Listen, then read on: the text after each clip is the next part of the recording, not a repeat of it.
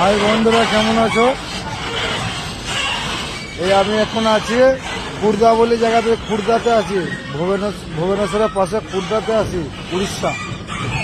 তা এখানে পার্কিংটা দেখো, খুব সুন্দর পার্কিং, প্রচণ্ড বড়, মিনিমাম হবে 10 বিঘি জায়গা তো বটে। পার্কিংটা যায় আসে 10-12 বিঘি জায়গা। দিয়ে এখানে গার্ডগুলো সব আছে, সিকিউরিটি গার্ড, এখানে বাথরুম আছে, সিকিউরিটি গার্ড আছে। ওরা বাথরুম করতে গেলে 10 টাকা করে নিচ্ছে, ভালো কথা, বাথরুম পরিষ্কার রাখছে, 10 টাকা নিতেই পারে। গার্ডগুলোকে জিজ্ঞাসা করছে যে পার্কিংটা কার, হোটেলওয়ালার সরকারের? বলছে পাওয়ালার। যে হোটেল চালাচ্ছে তারও লয় আর সরকারেরও লয়, এটা পাওয়ালার। তাহলে আজকাল ভালো ব্যক্তিও কেউ আছে যে ড্রাইভারদের লেগে ভালো কিছু ভেবেছে। বলতে পারছি না, শিওর হতে পারছি না কার পার্কিং হতে পারে। পার্কিংটা তোমাদের কিন্তু দেখাই চলো। এই পার্কিং দেখো কতটা বড় পার্কিং, দেখো ওই দেখো এখানে বাথরুম আছে, এই সামনে হোটেল আছে, সামনে দিকে রোডের সামনে। আর এই দেখো পেছনটা দেখো কতটা বড়, সেই বড় পার্কিং। আমাকে তো সেই লাগছে,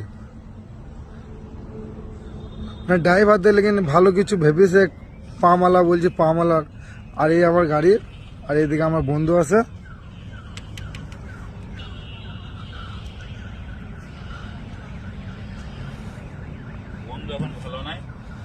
বন্ধুর একটু মন মেজাজ খারাপ, ছাড় ঢালাই হবে, পয়সা কড়ি দরকার, বাড়ি ঘর যেতে পারছে না, 2-4 মাস হয়ে গেল, আরো 2-4 মাস ঘিঁচতে হবে। ছাড় ঢালাই না করে বাড়ি যাবে না। কলকাতা লোড করেছে, কলকাতা যাবে কিন্তু বাড়ি যাবে না বলে দিয়েছে। তোমার ছাড় ঢালাইয়ের টাকা খানি কম পড়ছে,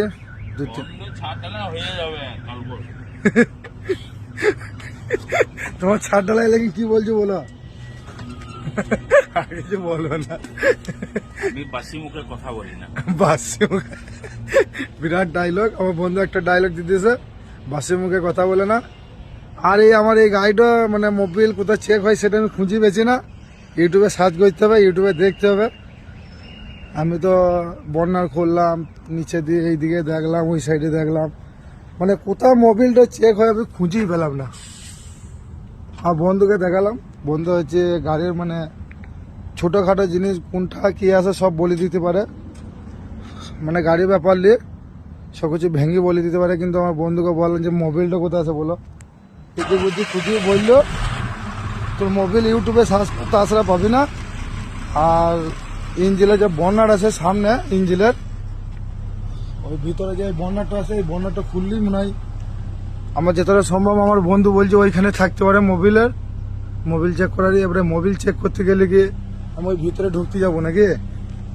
সব পুরোটা খুলতে হবে সামনে। তাহলে সামনে একটু মানে এটা ড্রাইভারদের লেগে কিছু ভাবেনি। এবার মিটারে চলে আসবে তার লেগে নয়, কিন্তু যদি মোবিল কম থাকে, মিটারে যদি না দেখায় তখন কি করবো? তখন তো গাড়ির ক্ষতি হবে না।